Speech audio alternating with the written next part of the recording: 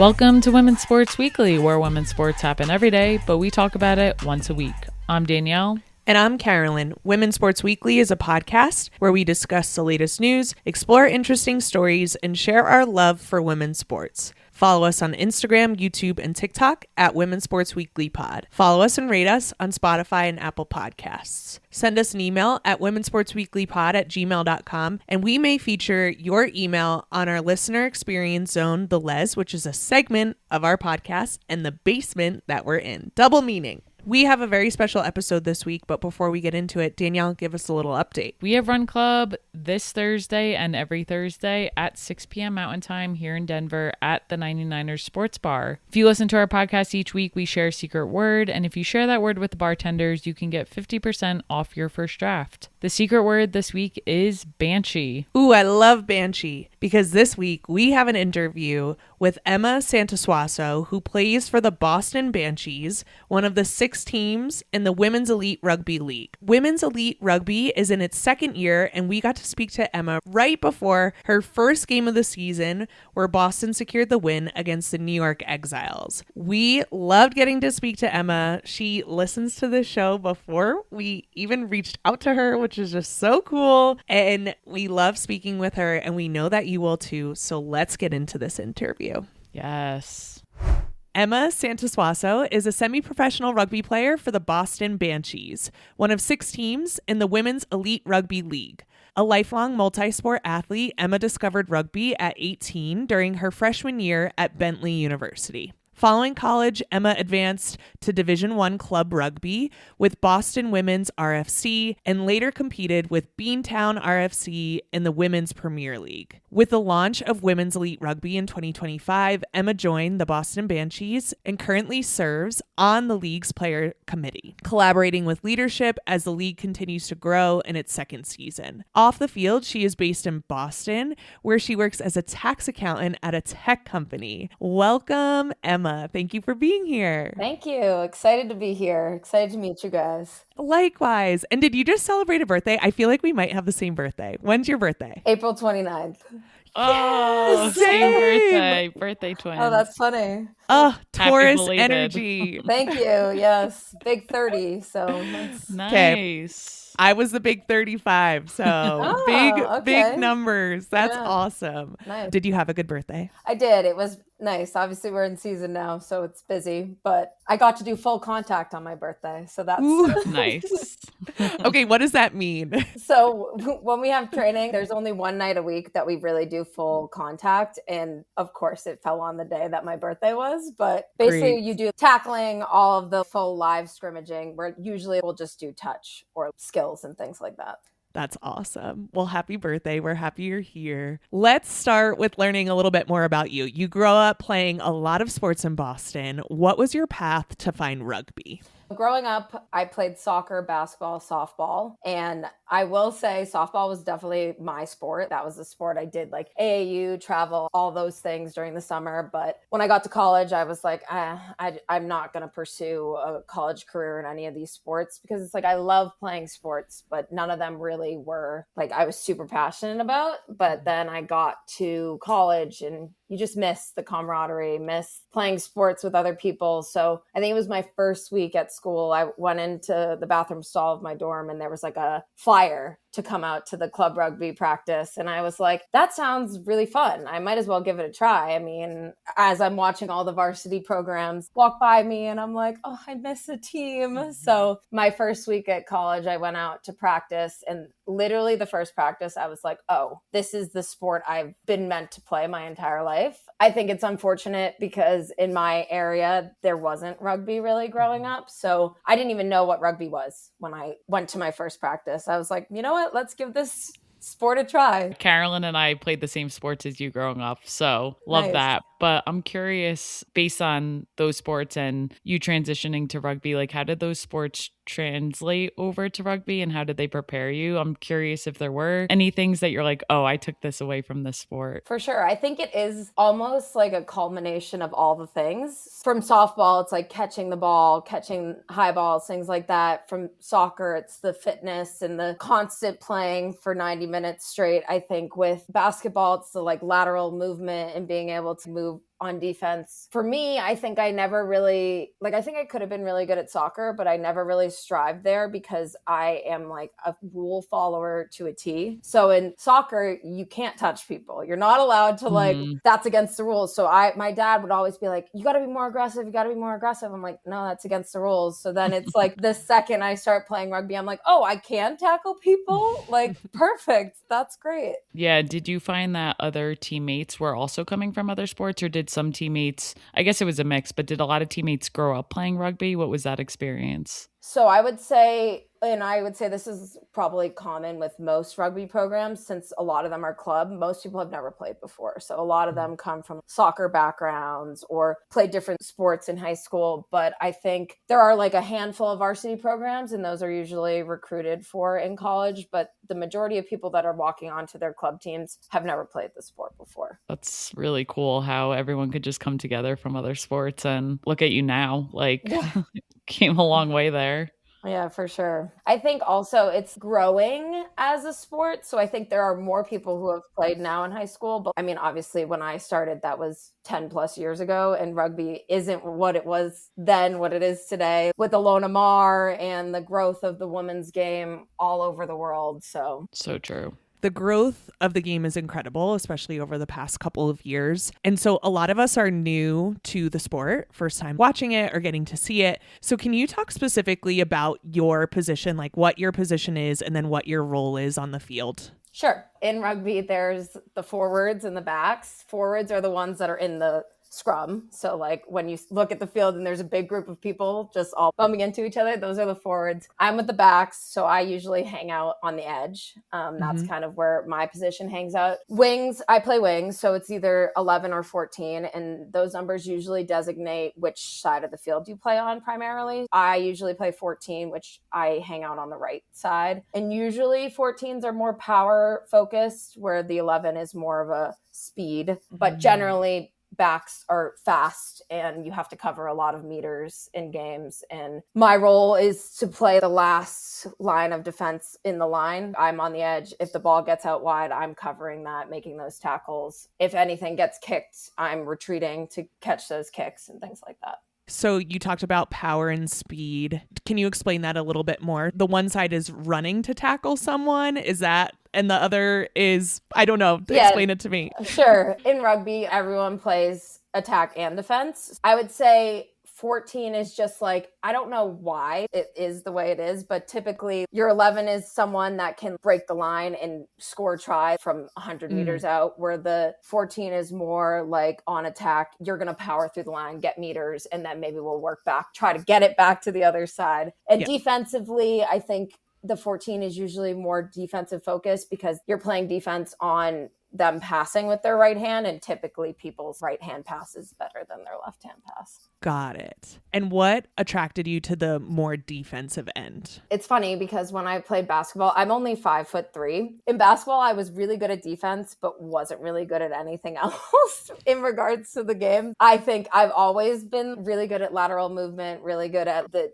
contact piece of things. That's kind of how I ended up there. I actually started my career as a forward, and then once I got to a higher level, they moved me to a wing. So I've only been playing wing for 6 out of the 11 years that I have played rugby. Something that we've learned in our research and just watching rugby is it is a very respectful sport, especially how you interact with other players and the referees, and just overall culture definitely puts a ton of emphasis from what we've seen on safety, especially in tackles. So it looks rough on the outside. Like people might be watching and being like, and I think it is rough. Like I've seen people bruised up after rugby games. So I'm not even saying it's not rough, but can you just talk about how people keep each other safe and how the rugby world goes about that to make sure the players are safe and being respectful, things like that?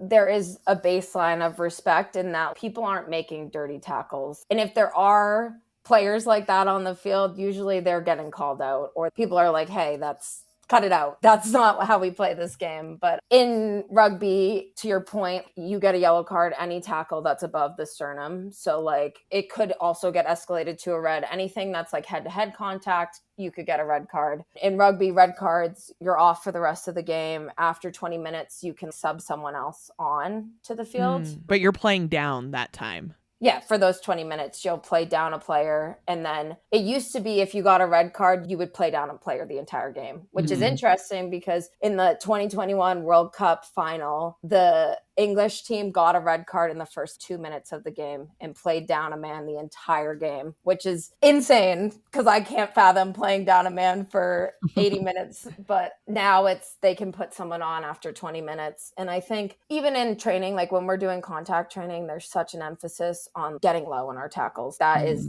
number one rule. And I also think in terms of safety, they have the HIA rules now. So like head injury assessment, a lot of teams now have mouth guards that will flash red if your head gets knocked. And then there's someone monitoring that. They'll take them off the field, do a head injury assessment for 10 minutes. And in that period, you can put someone else on the field. So really an emphasis on making sure our heads are safe because that's number one. And then also there's like the baseline of respect for each other, not wanting to cause injuries if we don't have to. I think that's so important. And like Danielle was saying, you watch rugby and you're like, oh my gosh, but there are all these things happening behind the scenes. And it's interesting because in football, American football, everyone's wearing pads, right? So I do think you hit someone harder because you're like, this pad is here. But in rugby, you don't have pads. So you naturally have a little bit more body awareness of how you're interacting with someone else. It's cool to see. And from an outsider, I'm like, oh, it looks so rough. But I'm like, oh no, they actually all know what they're doing. And it's interesting to see people so aware of their body. Yeah, and we talk about this a lot because in football, they can just run into each other. And that can be a tackle. In rugby, that's a penalty. If you run into someone and don't wrap them before making the tackle, or if you pick them up in the air and drop them down, that's a penalty. So there is a large emphasis on making tackles that are like wrap, safely bring them to ground, make sure that everyone is safe when we're doing things. So for you, what is your favorite thing to do on the field when you're like, yes, I just freaking did that and I am awesome? I would say my favorite thing is when you line someone up in a tackle and you hit them and it just feels so crisp and you put them back on their butt and you're like, wow, that was 10 out of 10. Good tackle technique. Yeah. Love that. Okay. So the Women's Premier League was the highest level league in the US. Can you talk a little bit about the transition from Women's Premier League to Women's Elite Rugby? And then my second question is, Women's Elite Rugby is the highest level of professional that we have here in the US, but it's still considered semi-professional. So can you talk a little bit about that as well? Women's Premier Rugby was originally semi-pro, but really we were operating as a club. We were just traveling across the country and doing that. And I think there were also like some higher standards that we were being held to in that league that other leagues weren't, in terms of reffing, in terms of athletic trainers and things like that. But yeah, we were certainly paying for all of our own travel, paying for all of our coaching staff and gear and things like that, which it was a limiting factor because you weren't getting the best rugby players, because some people would finish college and be like, I can't pay to travel to California. I can't pay to travel to Denver. And I can't even pay the dues that you're asking me to pay because it could be upwards of $300 for a season, which is not small. It is an amount of money that you're paying to be considered semi-professional. You're like, I'm paying to be considered semi-professional. But yeah, I think now Women's Elite Rugby, basically same structure. They used all the same teams that were in the Women's Premier League because there was already the infrastructure there. And they now just pay for all of our flights, pay for all of our travel, give us gear, pay for our coaching staff. So like when we were Women's Premier League, our dues were going towards fields, going towards coaching, going towards all the things, where now that's all covered. All we are worrying about is playing rugby. We're still semi-professional because we're not getting paid, but like we are getting a lot of benefits.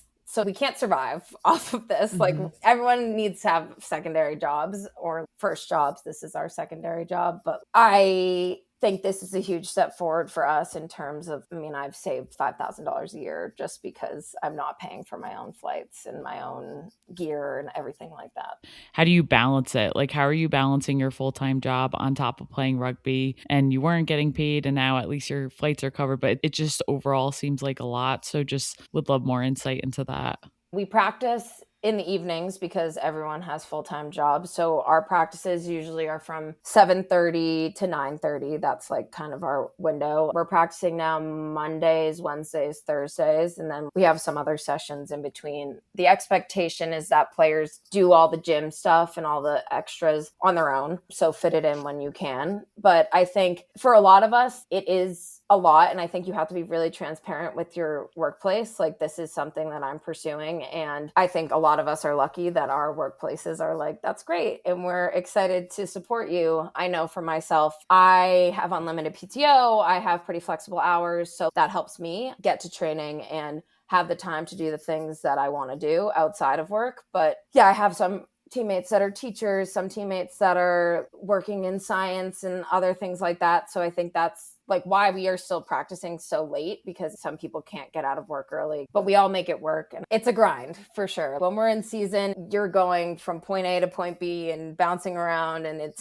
takes a lot of capacity. But we all care so much about this sport that we make it work. You are in the gym a ton from your Instagram. How do you know what to train? And how much time are you spending in the gym on top of your practices and your work and everything else? The league actually provides us with programming. So even though we're not doing team lifts, we have an app that gives us lifts that we're supposed to be getting through. I am lucky enough that I go to a gym called Flight Performance and Fitness, and it's owned by two ex-rugby players, and I started going there when I was in college, actually. And so they do all my programming for me. It depends for me. In season, I will usually do 3 to 4 lifts a week, one of them being a primer for game day. And then an off season, I could be doing 5 lifts a week. But I really trust my trainers because I've worked with them for so long and they understand rugby and the needs of rugby. But it is also really positionally different. You go to other sports, it's like every person could be doing the same lift. For rugby, it's like people that are in the tight 5 in the scrum need more strength, need more neck strength, upper body strength, lower body strength, where for me as a wing,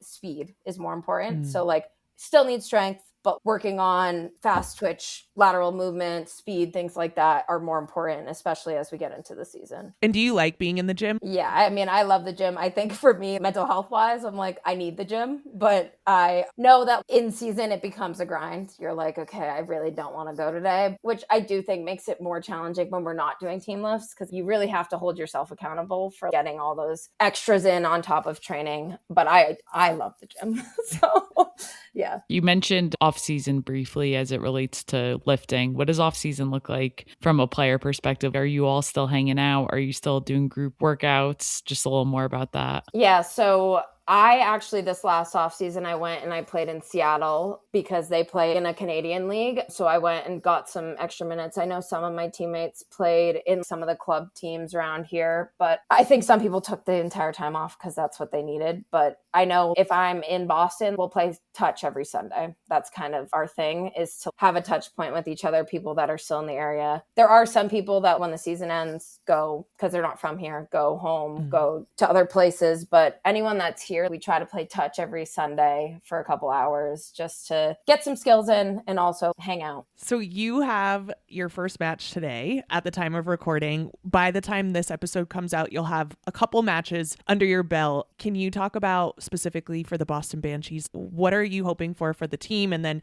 anything you're focusing on as an individual in this second year of women's elite rugby? I think as a team, we just want to build. We have a great foundation from year one. I think we have the same head coach. We have a lot of the same players returning. So I think we want to build on what we had already built last year, which I think for us, we want to really be known for our defense. We really want to come out hot in the first 10 minutes of the game, because I think that was something that we struggled with last year. So something that we're taking in. And I also think we really want to be a team's team. We really want to be in this together and have a great atmosphere, because it's always easier to play a sport when you feel like you enjoy the people you're playing with. So I think that was big for us. For me personally, we have feedback calls before the season. And I think my goal for myself is to just do my job and do it really well. Now that the uncertainty of year one is over, it's like I feel more confident going into this season because I know what to expect and I know what it's going to look like generally. Obviously, some things will change, but yeah, just really owning my role on the team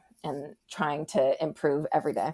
Rugby culture is really interesting to me. And Boston has this very, I'm going to call it strange mascot called Tiff. Can you talk about Tiff and what she is? And is she your official mascot? Yeah. So we have a Instagram that's Tiff Rugby Banshees. I don't even know what it's really called, but yeah, often memes are posted on that account, which is silly. But Tiff came about because one of my teammates, we were just kind of like trying to figure out a way to Tiff essentially for our team is every week she gets given to someone who was working really hard at training, who was really like being recognized for all the effort that they were putting in. It's not necessarily someone that's in the 23 that's rostered on game day. It's someone that's showing up to practice every day, working really hard, even if they're not necessarily getting the minutes on the field. So we give Tiff every Thursday at the end of training, and then that person is responsible for bringing Tiff everywhere for the rest of the week. And she is creepy, that's for sure. Can you describe her? Because yes, I don't know if Danielle's seen her. It's Chucky's bride from the movie Chucky. That's the doll. And our teammates now have given her a little pimped out outfit, basically. And so last year we had this doll and she broke. Her arm fell off, her head fell off. So we had to get Tiff 2.0 for year 2, but she has a nice little leather crop top and denim shorts now. But yeah, she has crazy eyebrows. She looks like a biker chick, has like bleach blonde hair, but yeah. She sounds terrifying. And in some of the memes online, she's like got a cigarette. It's so funny. I love it so much. Yeah, we've really embraced she is like an alcoholic, cigarette smoker. Yeah. On top of the funny culture of rugby, there's also a huge push, I feel like, in the entire rugby community where everyone's just aligned on inclusivity. And I've seen your social media posts. You are very active politically and always saying the right thing. So do you think rugby attracts players like that, or do you think it's a culture or a little bit of both? I actually saw a post about this recently that I think because rugby has historically not been in the mainstream media, like a lot of female athletes found it as a place that they were welcome. Any type of female athlete, not what people stereotypically want from a female athlete. So I think it's a place that all body types, all types of people are welcome. And I think because of that, the LGBTQ community has really leaned into rugby because it is such a welcoming place and historically has been a place where any gender identity is welcome. Trans women have always been welcome in our community. So I think recently has been obviously really challenging because of everything that's coming out with the IOC. And unfortunately, USA Rugby did follow suit with the IOC, which has caused a lot of backlash from the community because people are unhappy. This isn't what the community wants. And so I think it feels like it's being pushed down our throats when this isn't what anyone really wants. Yeah, we talk about it a lot on the podcast, but so often if you actually talk to the people playing the sport, they would tell you, we play with trans people, we play with non-binary people. It's never been an issue. So for you to think that you're protecting us, it's not really protecting anyone. It's just hurting everyone who plays the sport. But I think everyone's in a very tricky position where there are these top-down things and organizations are being forced to accept them. I don't know where we go from here, but I do have to commend rugby that culture just is like, that is not how we play. That is not how we've ever done things. Yeah. And so when USA Rugby posted their new policies, so many clubs, like women's rugby clubs, were posting like, trans people are welcome here, no questions asked. And I think it becomes tricky now with competitions because of the way USA Rugby has structured moving forward. So I think clubs are now trying to find a way to get around the policies that have been put into place. But I think the community as a whole, as like teams and individuals, want to support our trans teammates and things like that. And it's just now trying to figure out the best way to move forward and work with what we're given in terms of policy. I'm sorry that that's happening. We talk about it on the podcast. We could imagine it, but to actually having it in your sport when it could affect your teammates and the people you play with, it must be difficult. Yeah, and it has had an impact on our trans players. And I think generally the players in the league are trying to find ways to speak out and speak our truth about how we feel about it without, it's complicated. Yeah, and it is, and you're a new league. There's many, many layers. So you are part of the player committee, and part of your role in that player committee is to meet with league leadership at women's rugby within the league. So can you tell me some things that the committee is exploring to enhance the league? What is your role on the player committee, and what are you all looking to do? I've been with the player committee since WPL. So that transition period, I started when I was on Beantown, and then I've been in this role since. But our goal is to have players have a voice. And so I think it's easy in a new league for the league just to make decisions, but that's not necessarily what the players want. So I think there's been a lot of that of like, okay, we have X amount of funds. What is most important to players? What are the things that players would like to see most in terms of satisfaction with the league? And I think from year 1 to year 2, they really listened to our feedback and they've improved certain things that players were like, this was a pain point last year and we would really love to see some of that fixed. So for example, one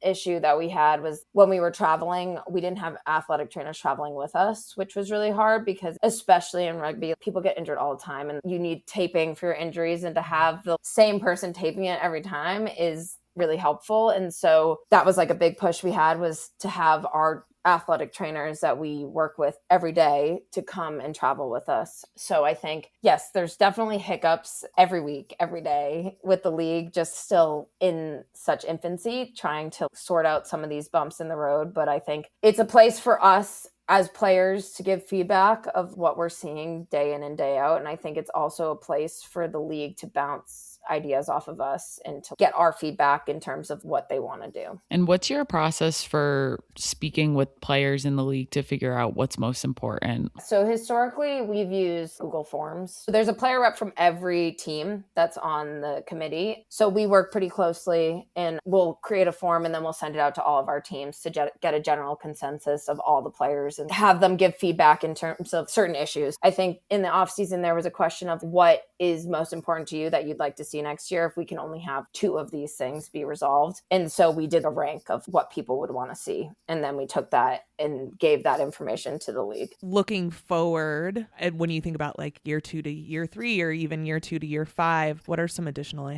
enhancements that might be a focus? Obviously, eventually we would love to get paid. That's kind of, I think, top of everyone's mind. But I think as of right now, we'll see. I think in terms of how this year goes, what we would like to see improved upon, because I think some of the other things that now we're traveling, we'll be staying over 2 nights on game day, where before it was kind of like we would travel in the night before, but we would leave right after the game, which was leading to like some red eyes and things like that, which just like isn't really sustainable for people. Traveling for 2 nights is also hard because some people with work, you have to get back for work, or you can't leave early on a Friday because you have a job that doesn't have that flexibility. Until we're getting paid a salary that is sustainable, it's hard to balance all of the things. That's really interesting because you have players with their own responsibilities and you're also wanting to improve the league and make sure that people stay safe. You have to find this middle balance somewhere and strike it. And that's really difficult to do. And so much of it was like, well, if there's a salary, a lot of these problems go away, but that also takes time. For sure. And I think it's hard for rugby players because I think we see the WNBA, we see the NWSL and how successful they are and where they're at. And we're like, well, why aren't we there yet? But they went through so many iterations of their leagues to get to where they are now. And they've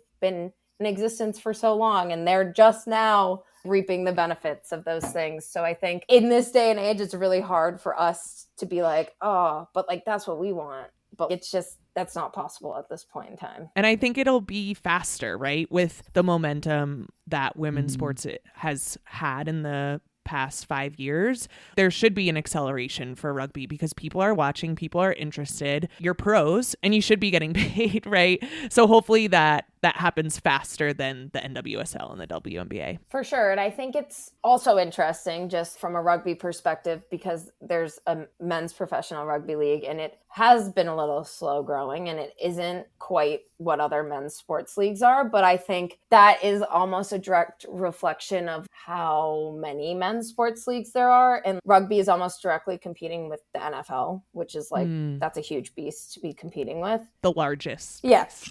So I think women's rugby is its own niche in that there's so few full contact women's sports that there's a spot for us. Obviously, there's also professional women's football, but I think they're in the same place as us of still getting off the ground. Yeah, so I think that's why men's rugby has really struggled in this country because it's a lot to learn and people don't want to invest the time to learn the sport. When they can just turn on the NFL on Sunday. But I agree. I don't think women's rugby is competing with men's rugby. I think women's rugby is trying to take up the space that is there in the women's space. Yeah, for sure. I think more full contact women's sports is great.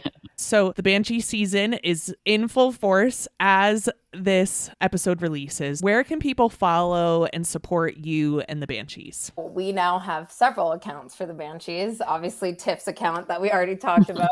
But the main Banshees account is at WER_Banshees. And then we have another supporters group. It's called the Whaling Club or something like that. But yeah, so those are the main accounts for our team. And then where can people follow you? My account is at Santosuosso. We'll link to everything in our show notes. And then how can people watch the Boston Banshees if they are in Boston and if they're not?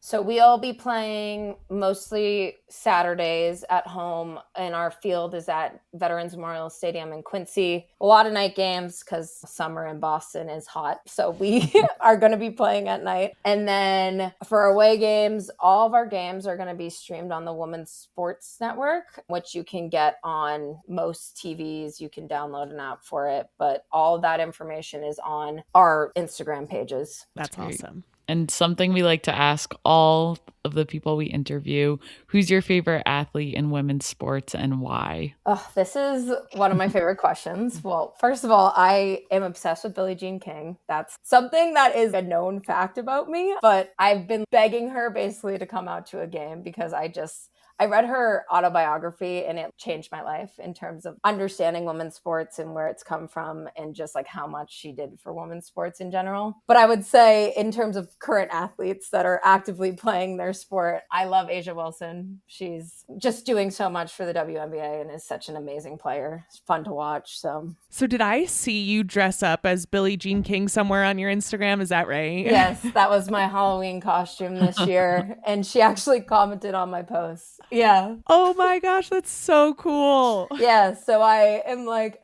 one of these days I'm going to get through to her and get her to come to one of our games. But Billie Jean King, you need to go to Boston. You need to go to a Boston Banshees game. You need to meet Tiff. Yeah, no, every time I see her at one of the PWHL games, I'm like, I know you invest in that league, but you could just come by and check it out. That would be a great investment as well. Yeah. All right, before we wrap up today, is there anything else that we should cover or highlight? One thing for rugby, women's rugby right now, the Women's Six Nations is happening, which is the European teams. So England, Ireland, Italy, Wales, Scotland are all playing each other. That was France is the other one. Are all playing each other for the next couple weeks. It's exciting to watch. It's all on Peacock too. So easy access. Love that. Love to spread the word. Thank you, Emma, for joining us. That wraps up our interview for today. Be sure to follow Emma on Instagram along with the Boston Banshees. The Banshees take on the Denver Onyx on Saturday, May 16th at 5 p.m. Eastern Time. So check it out. That is it for this week. We will see you next week on Women's Sports Weekly. In the meantime, watch women's sports, rate and subscribe to the pod on Spotify, Apple, and YouTube, and share the podcast with your friends. Thanks for joining us.